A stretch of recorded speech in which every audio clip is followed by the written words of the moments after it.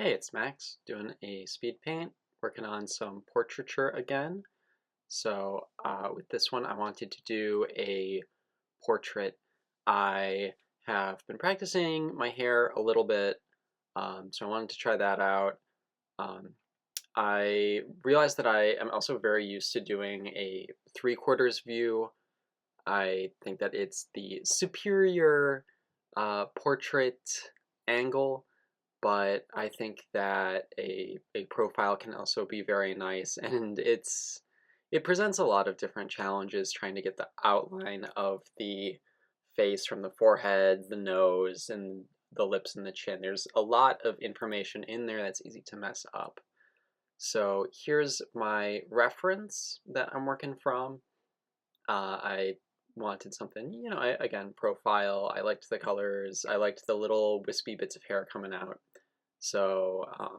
That's the one that I chose. And then for my painting here, um, I've also been using a technique referred to as reduction, where you start with a very, very limited color palette. You block in the big shapes first.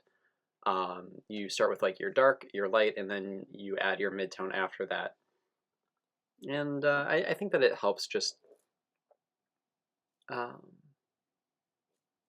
like not be so caught up with all of the details. There's so much distracting information in terms of different colors, different values. So having only two or three to work with, I thought was very helpful. And then I go in to try to soften up some of these edges. Um, so here I needed the separation between the hair, the face, and the shirt. So I did a tone adjustment on some of them. I cut the pieces apart with a lasso, and I'm trying to lay in colors, and it is not working at all. I go back and forth a bunch of times. I tried color picking from the photo. That did not work. Um, it's always one of those things where you're working from a reference and you see how the colors are, and you understand, like, yes, this is what they're supposed to be, but when you actually put it into your painting, it just sort of falls apart. I thought that was very peculiar. Like, in order for my painting to look nice, I needed to soften everything so much. So at some point, I got tired of working on the face, started working on the shirt, which is very loose, very flowy, a lot of interesting folds and textures in there. And I get tired of that, so I go back into the hair, trying to just spread the attention around. Because when you work on like just one aspect, it doesn't fit with anything else. You need to spend your time equally across a painting. Otherwise, something's gonna just not, they're not gonna sit right with each other. And if a piece feels like it's pulling apart, um, I think that's a good indication that you need to spread the love around. So I wrote down day two. I was working on this late at night, went to bed, and took a crack at it the next day. And I think that I got um, in a much better flow the second day. It's a little tricky to see what I'm working on right now, but it's a lot of just face detail, trying to get the planes and the volumes nailed down in the face. I lay in an eye here. There's this highlight on the inside of the brow ridge. Um, some very nice, subtle shapes around the eye. I think it's very useful working on a few different layers. I've been doing all in one layer, which is certainly, it's a mood, it's a vibe, it's fun, but again, because I needed the pieces to sort of marry nicely and it's all very close in terms of tone and color, I needed to be able to really physically separate these pieces to work on them. So the hair is on a different layer, the face and neck are on a different layer, and then I guess the body, the shirt, whatever it is, that's on a different layer too.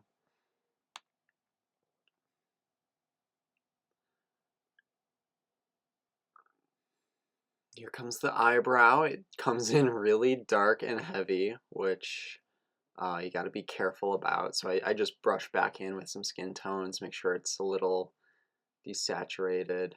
Still looks like a little bit much here, but it's okay. I get to a good place with it later. And then back in with the hair, trying to um, reestablish volumes. I feel like everything got very just too soft from day one. So here I go. I just draw over the hair on a new layer to establish these shapes and these volumes and how it's turning, how it's twisting, what pieces are in front of what. And I think that helped a lot. And then I brought the line art into the same layer as the paint, and then I painted over. So some of the lines, well, I think I pretty much get rid of all of the lines. I don't think a lot of them survive until the end, but definitely, I mean, like already, just the chunks of hair feel so much nicer. And it also lets me lay in the reflections, the reflected light, the little highlights a lot better. And playing with the wisps, because those are just fun to do. It's one of those things that you can really just make up.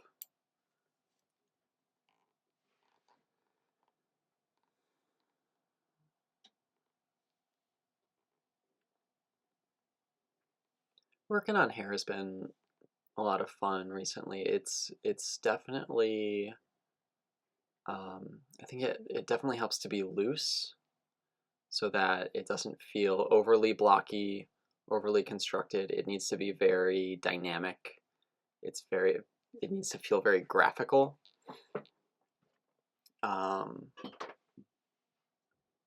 Can't help but feel like I overworked the hair a little bit much. I think that there's too much going on. I think I could have had sort of the part in shadow. There's sort of a weird separation going on. But have had less information in the shadows, basically. We'll see. We'll see. Maybe I want to go in and change that. And then similarly going into the cloth and reestablishing some of these darker areas. See, I do it on the cloth. I remove the details in the shadow. Sort of like in these crevices between the folds of the flowy fabric, it's all just the same. Whereas with the hair, there's so much detail going on. I got lost in the sauce for sure, in the hair. Yeah, making sure that the collar feels correct in space, wrapping properly, moving my colors around. Little bit of rim light. It's too much. and a tonal adjustment because it was all getting so washed out. I don't know, I like how the lighting feels on this, especially in the eye. And then I wanted to put in something just more interesting for a background. It was boring blue. That should be coming up any moment now. Fixing a few details. I know that I fixed the silhouette at some point.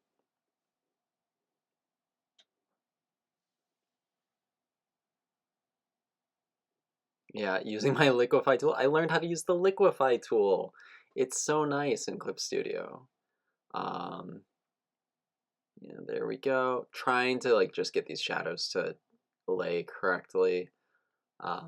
Oh, and then for the background, it's just sort of like a floral brush with a Gaussian blur. Very simple. I just needed like a shape back there. And here you have it, folks. Thank you so much for watching as always. Please give me a like, comment, subscribe. Let me know what I should paint next. Have a good one. Bye.